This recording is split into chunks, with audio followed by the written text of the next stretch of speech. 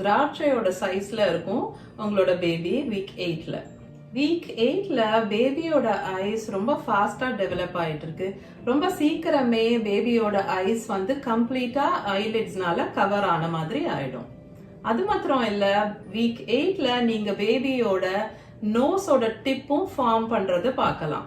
மவுத்ல என்ன டெவலப்மெண்ட் இருக்கும், Appar lips form ஆகும். பேபியோட டங்ல வந்து டேஸ்ட் பட்ஸ் டெவலப் ஆகுது.